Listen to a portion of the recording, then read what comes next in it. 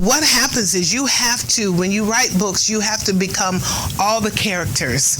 And I had to become all of those characters. And there were times that I would have to put the book down for a week or two because the emotion was so great in what happened in there. But anyway, this is, I met Brent.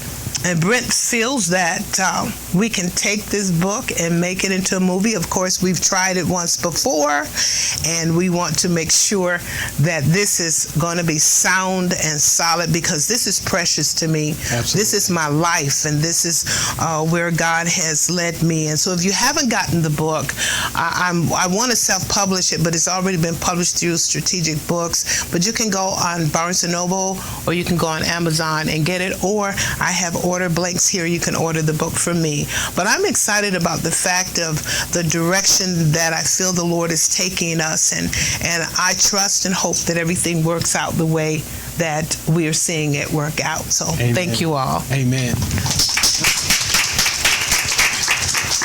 Now what I love about Ms. Dela is, again, like she said, whenever you create something that God has given you from the inside and you manifest it physically into the world and share it with other people, the part that she said that captures me the most is the fact that she says that this is her baby, and I don't take that lightly.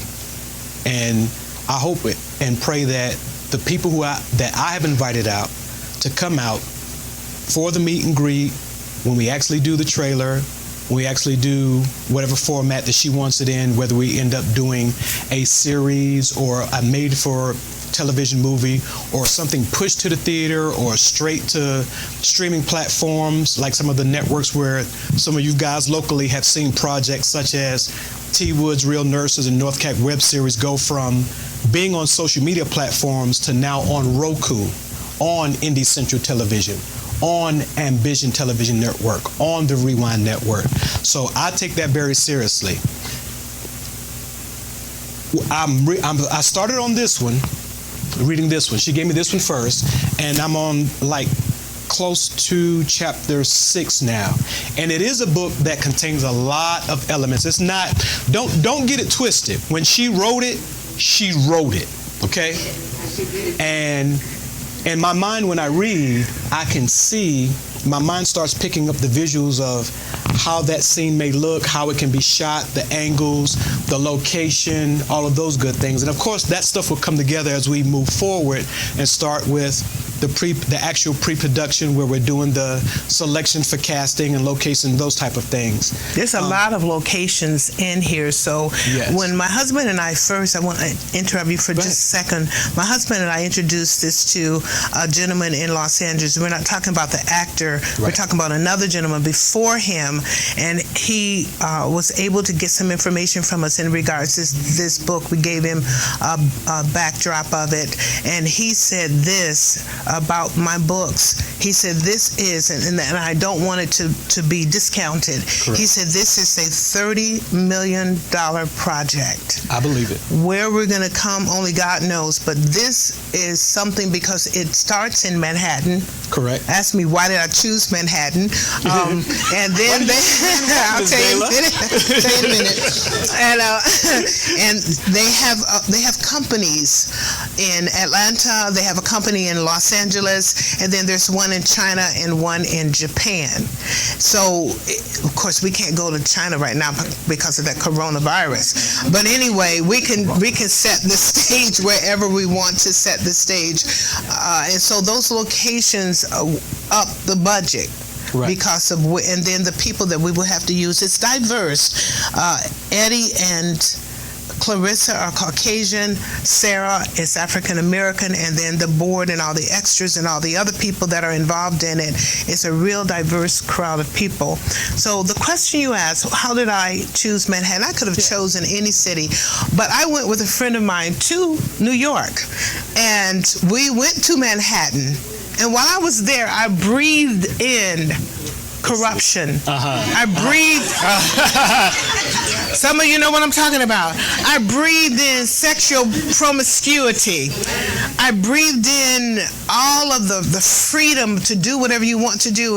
And I could have done that in Chicago because that's where I'm from, or Los Angeles where I lived for a while, or Miami where I've been. And I kept thinking Atlanta, all these different places. And then we passed the Trump Towers. And I'm like, oh, wow. So, yes, Manhattan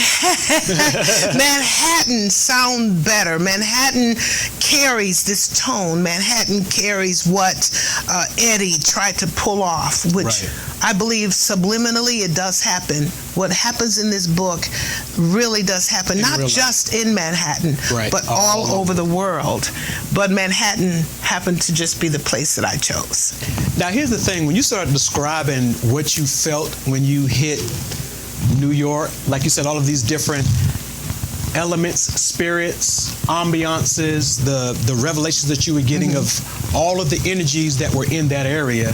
At first, when you started talking about the different things that you were experiencing when you got there in Manhattan, for a second I thought you was talking about Washington, D.C., but you talk about Manhattan. Manhattan, yes, Manhattan, because of, like I said, there's a lot of rich people in Manhattan. Yes.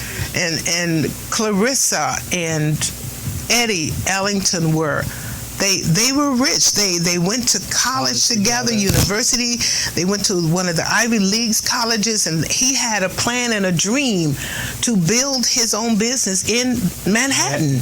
And so that's what he did. And as I said, they had a daughter, and then Sarah got involved. She's so sweet. I don't know who could play her, but Sarah King is so sweet. And she became friends with Clarissa, and through the end, Sarah and Clarissa became very, very close, and Clarissa was able to help her. She came from a low-income area, and Clarissa was curious as to where she came from, and she helped her. Right. So you have to read the book, but she helped her. But I love the Ellingtons. You'll love Eddie at first, then you'll hate Eddie. And then you'll feel sorry for Eddie. Yeah. So you'll love Clarissa because she's a strong-willed woman. And I put myself in her place. Right. I saw me as Clarissa. Right. And how she embraced herself and then braced herself for the fall and for the spiraling down of her marriage, and how everything just fell apart. Right. But she stood strong and handled it. And so it's a great book. Like so many women actually have to do in real life. When that relationship fails, you know, I'm a man and I've been in failed relationships, failed marriages, and I know how I felt leaving those situations. But as I became older, and the more clearer me, the better me who understands my true purpose and how I'm supposed to behave as a human being. The broadcast you did the other day when you were talking about how people will engage you, and the question you should ask them is, what do you want from me? Right. And any engagement that you have with any other human being should not involve you compromising who you are as a human being. You should not have to take anybody's abuse, verbal or otherwise, mental or physical or anything like that. So I learned, and the reason why I didn't mind you speaking, because first of all, this is your baby, your project. You know it better than I do. Yes. I'm getting to learn it, but I love hearing you talk. Because you love to hear me talk? I do, because when you talk, you speak from the dirt up. Some people start way up here and want to come down on you. You start from the dirt up, and the things that you say are sensible and make sense. So I can relate to that. So many women do when this thing happens because of the emotional implant that's so strong. And that's not saying men don't have emotions. We cry too. We go through changes too. We get depressed too. But you women, he's giving you that so much range of emotion because you deal with so many things. You deal with us as the men, you deal with the children, you deal with the people on your job, all of those things, you know. So some of the things that you deal with as women, we don't deal with. And the things that we deal with as men, as far as family structure and relationships and connections, we do it differently. So when I started reading the book, I was like, oh, wow, this is lovely. Oh, he's here and she's here and they're in love and oh, that's so sweet. And he's confident in himself, regardless of the temptations. And she's confident in him and he's confident in her and they love each other. And getting a little further along, She still loved him. Yeah. You wrote this? She loved him to the end. Did I write that? Yes. Ooh. Okay. Okay, all right. That's the decoy. So again, yes, I'm from Brooklyn, New York. The title itself, Manhattan's Secret, says a lot because again, we know that New York is a melting pot. And another thing that you said when you go into the second part of the background supporting people in the second part of the book, she mentioned a word that I like to hear a lot. And not that I learned the word, but it got expanded upon when I met my business partner, Mike Miles, because he went to T.C. Williams. He was a Titan. You know, he didn't just go to and see the movie with Denzel. He went to the school, he played football, he busted people's kids up. So, but the platform of that school, that educational system was diversity and inclusion. That's what made them successful, and not just in football, in their community. That whole community, diversity and inclusion. So I embrace that. And that's part of why we have been doing what we've been doing, asking the entertainment community, everybody, come out, let's talk, let's connect. So I'm excited about this because number one, I know it's workable. Look at all these creators in the room. There's so much power and energy. Lily and I just filmed Sid Roth's Is Supernatural about 3 weeks ago. We can talk, and it was 3 weeks ago. Yeah, and so, I mean, you got Michelle, you got Jake here, you got Marita Lynn, you got Letitia, you got Jackie. You got so many, and this is not the whole gamut of what we have where we can make this work. And I'm glad that a lot of people also too understand that coming out the gate, we're designing this and building this to create this trailer, this thing that's gonna help us reach out for whatever monies that we need to make this the project that it's supposed to be, with no compromises and no cutting.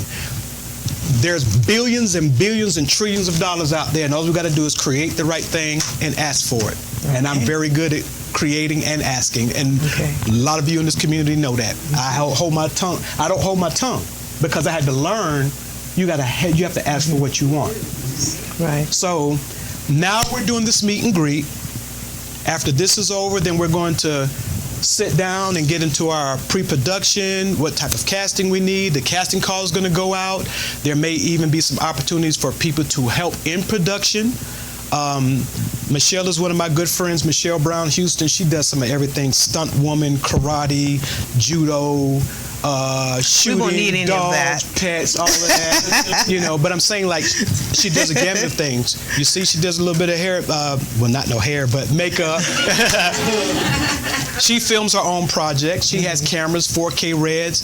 So we've got equipment, we've got people, we've got talent. We have a blueprint to go by to create something which came from your heart that God gave you. And all we have to do now is move forward and get it done. I don't like incompleted projects. I'll say that up front. If we start this, we're going to finish it. We have to. There is no other option. I would not be sitting here putting myself in this with all that we have gone on with our business. I would not be sitting here having this conversation. I could care less about the lights. I could care less about the cameras. If we're not doing what God has put our hands to do, and He's given us the ability, the talent, the resources, and everything else, and we're not doing it, that falls on us. That's right. You look around this room, and right now in this room, even from an improv standpoint, we could shoot a short film right now because that talent is in this room. So I want you guys to network. I want you guys to learn to open your mouth. If you're in this business, you have if you're in this business, I don't know where the word shy even exists. But it does. It does. It does. I know. Because my husband can tell you that I was one of the shyest people ever. My mother could tell you, because even in standing up in class, I couldn't talk to anyone. I was so afraid of people at that time. And then when I met my husband and we traveled, I went through the same thing as well. But I feel that as a writer, producer, director, whatever, I am shy. But I don't know that that's the proper word. Maybe it's just the fact that I'm an introvert and my creativity comes from here. I watch here to see what I can create. Every place I go can be a story for me. Yes. And I just have to make it happen. So yeah, this is my baby, and I want us to handle my baby with care, because number one, God gave it to me and we can't handle it any other way. But I'm proud of the fact that this is something that we can put back on. We can put back on the table again. I've done this before. What do you? Very clearly. Am I doing it? Am I doing it, Mike? This is good, Mike? I was trying to rock my baby. I'll take care of the twin baby over here. Okay. That's right. All right. We're not playing. Okay. So what we're going to have questions. They can direct the questions regarding the book. Any questions regarding my books towards me, and any other questions regarding the production will go towards Brent. I can't answer any of those questions. I've been through that before, but I would rather just stick with my product. Yes. And so what we'll do, my husband is standing there. He has the mic in hand. Some of you have questions already written out. Others, you may have a card or something that you want to ask. So we can begin if we are ready. We can start asking questions. Raise your hand, and then he will come to you. Introduce yourself, and then ask the question. Remember, just ask about the book to me, and all the production and everything else to Brent. Hey, my name is Jake. My question is, how did you come up? Your full name, please. When you get on the microphone, say your full name, because record it. We want everybody to hear it. Someone else may see you in this setting, and want to know who you are, how to reach us. Just say your full name when you get the microphone. Thank you. Thank you, Jake. Jake Sedgwick. And my question is, the character names, is there a special meaning behind the character names, or is that one of the, like, I want this person to be this?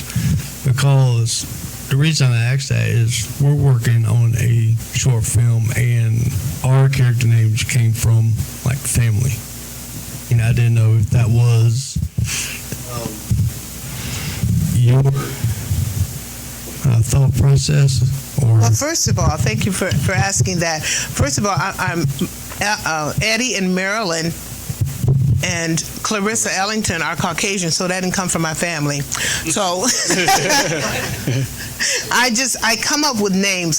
Just like you come up with a title of your product, you think of names. You have to be creative. Names that pop, names that come out, and it was just like, what would I call them? Clarissa, it rings. Eddie, Ellington, Maryland, Sarah. Easy name. So it's just, Vanya in the second book. Vanya is in that book, who is real close to Maryland. She was a dental assistant. She knew where I was going to the dentist, and I asked her if I could use her name because they're in England. And the name Vanya just fit. So that's how I got that name. Other than that, all the names that I use are from my creativity. Thank Awesome. you. Thank you. Good question. Thank you. I think we had a question right here. And let me know who you're directing it to. Okay, hello, my name is Erica Murdoff, and my question is for Brent. Okay. Okay, Brent, I just want to ask a question about the editing. Do you have a full editing team that's going to be working on the movie? Yes, thank you. Very good question. Over the last 5 years, when I actually came into the film industry, I already knew what direction I wanted to go in. And I consider myself to be an entertainer, not just an actor. Perfect example, Michelle just came up. She's an actress. She does hair and makeup. She films. She writes. She does. So in this business, I learned early that the more that you can do, the better off you are. Because if you're not getting booked, then you can go over here and be a PA. If you're not being a PA, then you can go over here and write for somebody if you're a good writer and people know your work, or you have a great thought process. So I learned very early to develop the broadness of my skill set to be able to do everything. So 5 years ago is when I was wanting to put all of this stuff together. When I first started in acting, Captain America 3 Civil War, I knew then when I left that film set that day, I saw a big picture, excuse me, and that big picture is what you see sitting here right now. Okay. I wanted to create a platform that was very wide, not just for me, myself. I could have ran a straight line and just zoomed Brent Moore Gaskins, but that's not the way he made me. So I wanted a platform that brought everybody in and connected people. This person needs something over here, this person's got it. This person got it and want to invest it in something, and this person needs it. I marry those two people together. Once I've married them, that creates another synergy, another complete thing. So like I said, yes, I believe in spreading it out, and I saw this 5 years ago. Okay, next question over here.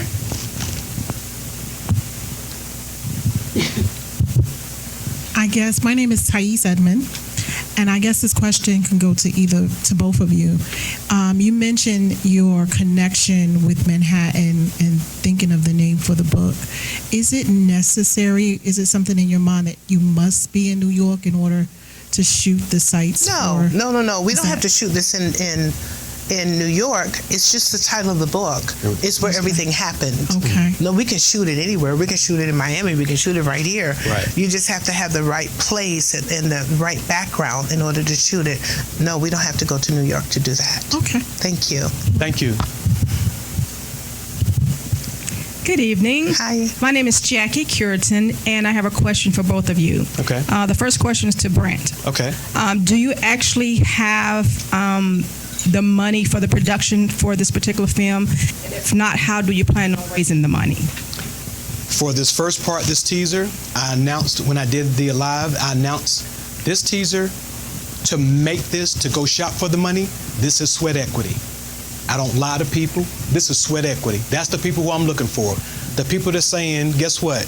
I don't get a lot, I get opportunities because I still do a lot of background and extra running around, but a lot of people don't get opportunities to speak. And again, everybody's not going to be able to speak on this project as well, but again, this is a big project. So the teaser trailer that we're doing, that's not going to take a lot of time, that's not going to take a lot of money, but again, it's sweat equity on the front end. Once you do something like a teaser trailer where you can now take it and shop and ask for funding, do your Indiegogos and all that other good stuff,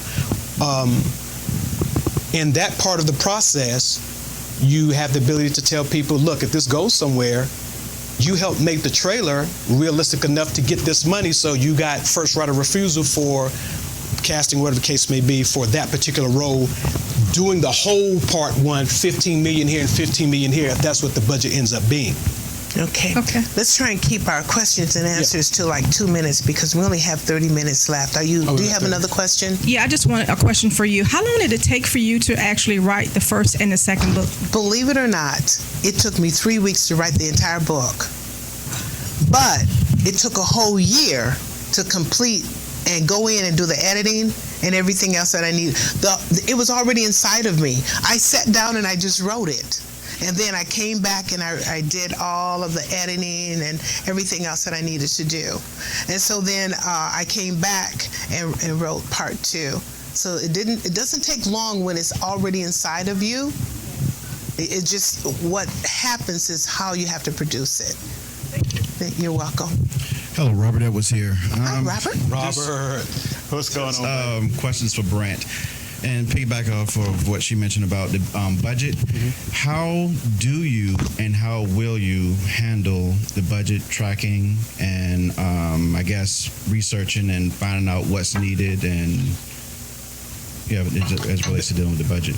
So when she asked earlier about the editing, there's a network of people, professionals in this market. Some people are immediately attached to the team, and some people are sitting on the outside waiting for an opportunity like this to come that's bigger than what we have on our team. That's when we reach out to the community and say, we need an editor, and we look at people's work, we look at their editing work. So we shop for that within the community. We put our own people to work first, and that's not being selfish, but we go inside the community to people like you and say, hey, we know your skill. We've already announced what we need, and you say, hey, yeah, I do this, this, and this. We want people that are here in our footprint to get the work first, that are qualified to do it the way that we want it to get done with the budget that we have. So we're going to pull from this community for everything that we need. Okay. Next person. Up front. Hi, this question is, Marita Frazier. Sorry. And this question is for Brent. Have you ever turned a major novel such as Manhattan Secret into a film? If so, where can we see your work? No, I have not turned a novel into a film. I did help turn, and I'll make this very clear. There's a project called Contrarily Speaking. It's a movie that we've already done. It's the publicist has already released it in 3,000 markets. You've seen my post on Facebook about it. The lead actor was the actual director himself. I was first AD. He spent more time in front of the camera than he did behind. So you can take a look at the trailers, the clips, and all of that. So I did help develop that. I have helped on the back end as a person who went and found money for other people's projects before, not the first time. Those people's, my involvement in those people's projects were, from their contract, most of them the big ones, confidential. So I do know where money is. I know how to find money. There are people sitting around with money who want to see what this first teaser trailer part looks like.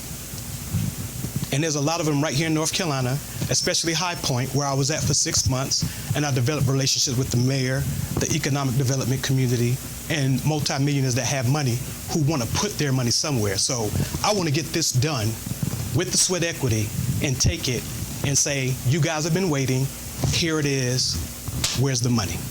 Okay.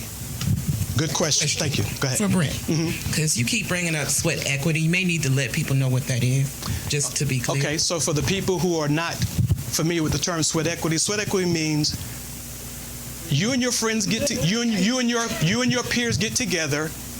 You're not coming to the project for pay. It's not going to consume 3, 4, 5 months of your time.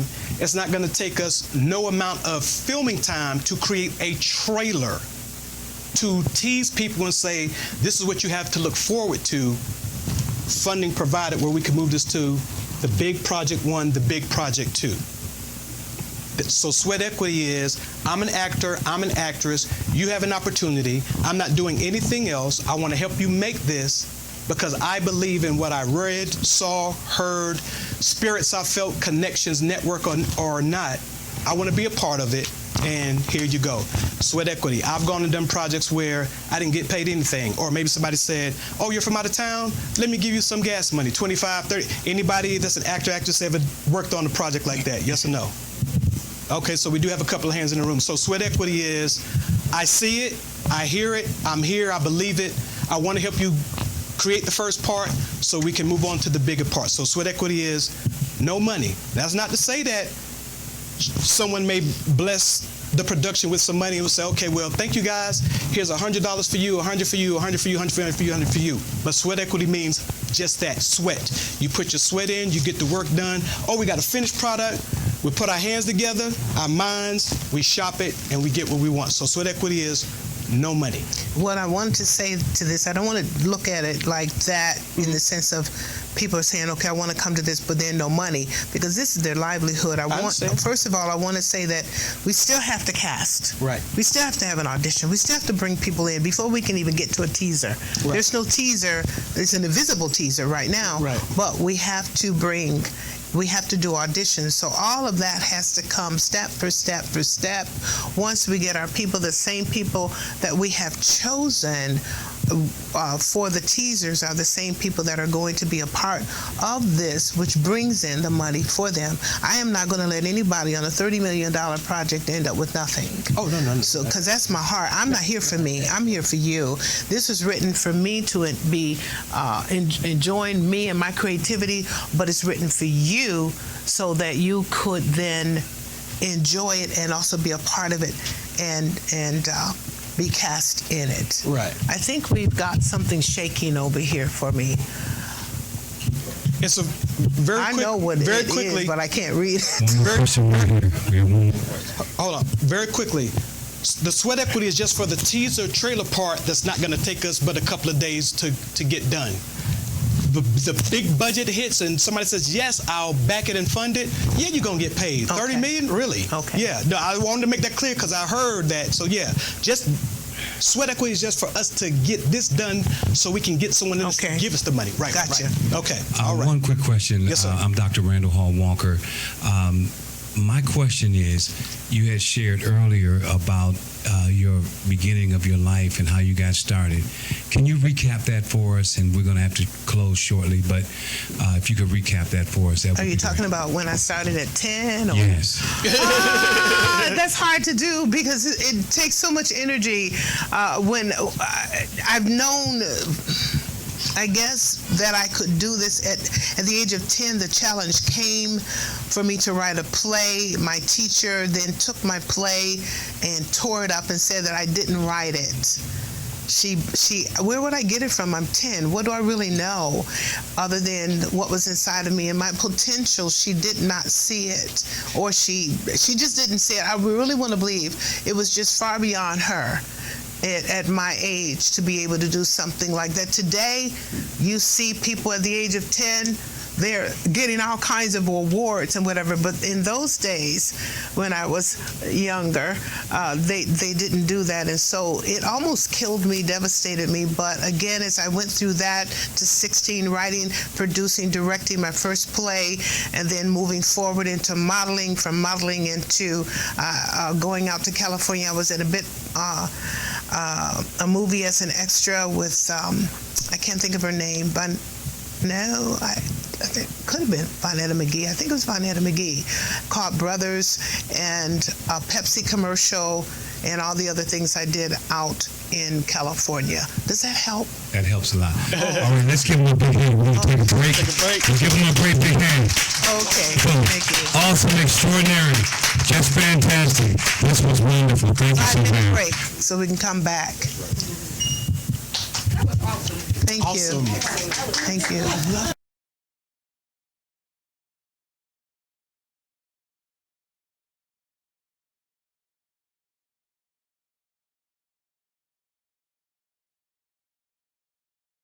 You to go ahead and take the microphone and Okay. tell people who you are All right. and tell us about your projects and what we do. No problem. Good afternoon, everyone. I am actually Birdella Hall Walker, a.k.a. Miss Dela.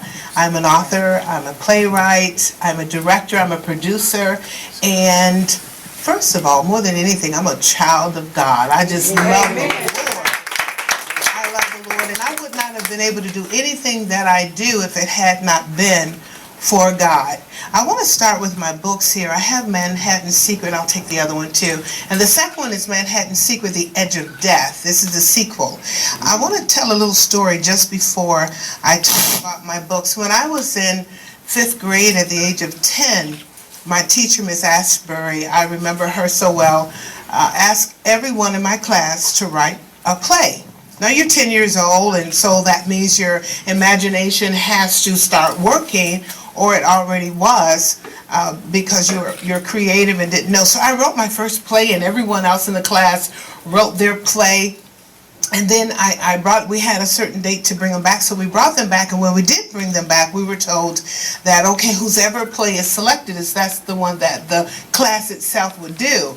So when she got my play and she read it, I guess she read everyone else's as well. Then she took my play in front of the class and ripped my play up and said I didn't write it. Devastated, I went home, I told my mom what had happened, but in that day, in that era, there was nothing my mom could do. It almost killed me. It devastated me to a point where I wanted to give up in my creativity, where I was just beginning. And here is a lady that's telling me what I cannot do. Here's a lady telling me what I didn't do. Didn't know the potential that was in me. She didn't know it, neither did I. And I almost lost that, Brent. But one of my pastors at the church began to see my work. and he's the poetry. I wrote a lot of poetry, so I would write my poetry and read it during some of the services. And then I did a play, and my pastor actually took that play and let me produce it at the age of, now I'm 16, I was 10 then, it took that long. So at the age of 16, I produced my first play. We ran it for an entire week at that church, and then my self-esteem, my value, everything started coming back. And so through that, God has begun to work a miracle in me. I remember I had gone to, now I'm moving up in age again, another 7-8 years. I'm 20, 22, 24, and I'm sitting at a modeling tea room session with some friends, and one of the gentlemen of the different persuasion asked me, had I ever thought about modeling? And I said, me, model? Are you serious? Now, I've already been told I was never going to be anything, and I wasn't attractive, and I was ugly, and I was all of that, so why would ugly me model? And that's what people instill in you. We become restrained by what other people say and dictate in our lives. And he said, no. He said, someone did that to you, but I see beauty in you. And so he gave me the name of a modeling agency called Lady Lane in Chicago. I went ahead and signed up, had to take a buddy with me. You know, you never want to do anything by yourself. So I took a friend, Linda Lang, with me, and we went and started modeling. From there, doors began to open for me. From there, I started moving and progressing towards California, and got out there and started the television, went through Caroline Leonetti's workshop for television, for filming, for motion pictures. I had an agent, started a Pepsi commercial. So I've done quite a bit. Even though that was at the age of 25, I'm still 25 now. Right. So that's just me. You can age yourself if you want to, but 25 is still inside of me. And so I remember all that. 10 is still inside of me because it was the jump start that I needed for someone to tell me that I couldn't. Right. For me, myself, to say that I could. And so I moved forward, and then I met my awesome husband, and we got married, and we've been married forever. And he began to see the qualities of singing, writing my own songs, and a lot of things that I've done. So what happened to me to be able to write the book, if you were to ask me a question, why did you write these books? A secular book, you're a woman of God, you're a prophetess, you preach, you travel, you do all this. I will tell you, I had permission to do that from the Holy Spirit. What happened was I have a lot of imagination. I'm one of 17 siblings. I felt like, I saw that face, yes. Did I say 17? Yes. No, 19. Okay. There's 19. There's 13 girls and 6 boys from my mother and my father. Wow. And,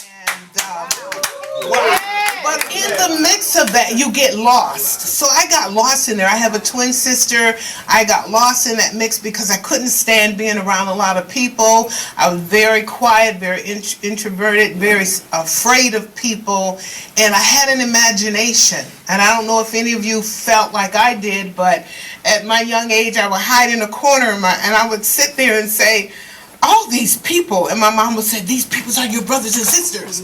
So I couldn't handle it, but I had this imagination. It was an escape for me to get away from that, to get away from my home and get away from what I had to live through. And my imagination was just being an only child and being loved by my dad and mom, by myself exclusively. Right. I had an imagination of a lot of things, and as I got older, my imagination, I couldn't tell the difference between reality and my imagination. But I went to God and I said, God, some things are happening to me where I'm feeling like I'm losing it. And he spoke to me so clearly. He said, I want you to take the gift that I've given to you, and I want you to put it on paper. Yes. And I said, God, some of the things I think, I don't know that you want me to put that on paper. But anyway, God gave me permission to write my first book which was called Manhattan Secret. My second one is Manhattan Secret, The Edge of Death. And I'm going to get into the story a little bit, and then I'll turn it back over to Brent. But I'm writing 3 other books simultaneously. I'm writing one called The Bench, with as a prosecuting attorney, and I'm writing one called Unconditional, which has to do with a black family and a white family during the, I think during the time of 1940s and during the Black Wall up in Detroit all the way to San Francisco, where they dealt with prejudices and had to come together, and at the end they had an unconditional love. And then the third book that I'm writing is called From Hell's Fire to Heaven's Grace, and that's about myself, what I've gone through. But when I completed this book, I'll talk about this one first, because it talks about a wealthy family with Eddie and Clarissa Ellington, and they had a daughter named Marilyn, and then there's a Sarah involved in it, and it just talks about how they had everything going for them, but Eddie had this demon inside of him. How many of you have read this book? How many of you have? Well, we've got some who have read it. It's powerful, love romance, very sensual at some points, and it talks about how he let this demon inside of him grow until it destroyed his family. And it destroyed it to the point where Marilyn, then the daughter, ends in the second book, where she then is the key subject in this book, and how she handles the truth, how she handles it with revenge, and how she manages to find herself in this book. And what happens is you have to, when you write books, you have to become all the characters. And I had to become all of those characters, and there were times that I would have to put the book down for a week or two because the emotion was so great in what happened in there. But anyway, this is, I met Brent, and Brent feels that we can take this book and make it into a movie. Of course, we've tried it once before, and we want to make sure that this is going to be sound and solid, because this is precious to me. Absolutely. This is my life, and this is where God has led me. And so if you haven't gotten the book, I want to self-publish it, but it's already been published through Strategic Books. But you can go on Barnes & Noble, or you can go on Amazon and get it, or I have order blanks here. You can order the book from me. But I'm excited about the fact of the direction that I feel the Lord is taking us, and I trust and hope that everything works out the way that we are seeing it work out. So Amen. Thank you all. Amen.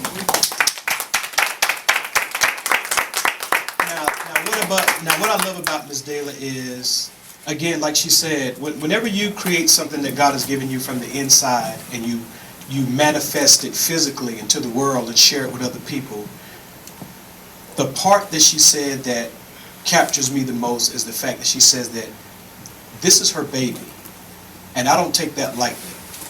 And I hope it and pray that the people that I have invited out to come out for the meet and greet, when we actually do the trailer, we actually do whatever format that she wants it in, whether we end up doing a series or a made-for-television movie, or something pushed to the theater or straight to streaming platforms like some of the networks where some of you guys locally have seen projects such as T. Wood's Real Nurses and North Cat web series go from being on social media platforms to now on Roku, on Indie Central Television, on Ambition Television Network, on the Rewind Network. So I take that very seriously. I started on this one, reading this one. She gave me this one first, and I'm on like close to chapter 6 now. And it is a book that contains a lot of elements. It's not, don't get it twisted. When she wrote it, okay? Yeah, she did. And in my mind, when I read, I can see, my mind starts picking up the visuals of how that scene may look, how it can be shot, the angles, the location, all of those good things. And of course, that stuff will come together as we move forward and start with the actual pre-production where we're doing the selection for casting and location, those type of things. There's a lot of locations in here. So Yes. when my husband and I first, I want to interrupt you for just a second. My husband and I introduced this to a gentleman in Los Angeles. We're not talking about the actor. We're talking about another gentleman before him, and he was able to get some information from us in regards to this book. We gave him a backdrop of it, and he said this about my books. He said this is, and I don't want it to be discounted. He said this is a $30 million project. I believe it. Where we're going to come, only God knows, but this is something because it starts in Manhattan. Correct. Ask me why did I choose Manhattan, and then I'll tell you in a minute. And they have companies in Atlanta, they have a company in Los Angeles, and then there's one in China and one in Japan. So, of course, we can't go to China right now because of that coronavirus. But anyway, we can set the stage wherever we want to set the stage, and so those locations up the budget because of and then the people that we will have to use. It's diverse. Eddie and Clarissa are Caucasian. Sarah is African American, and then the board and all the extras and all the other people that are involved in it is a real diverse crowd of people. So the question you asked, how did I choose Manhattan? I could have chosen any city, but I went with a friend of mine to New York, and we went to Manhattan, and while I was there, I breathed in corruption. I breathed, some of you know what I'm talking about. I breathed in sexual promiscuity. I breathed in all of the freedom to do whatever you want to do.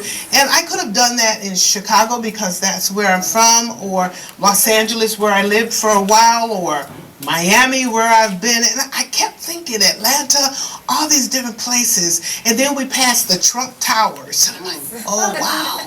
So yes, Manhattan sound better. Manhattan carries this tone. Manhattan carries what Eddie tried to pull off, which I believe subliminally it does happen.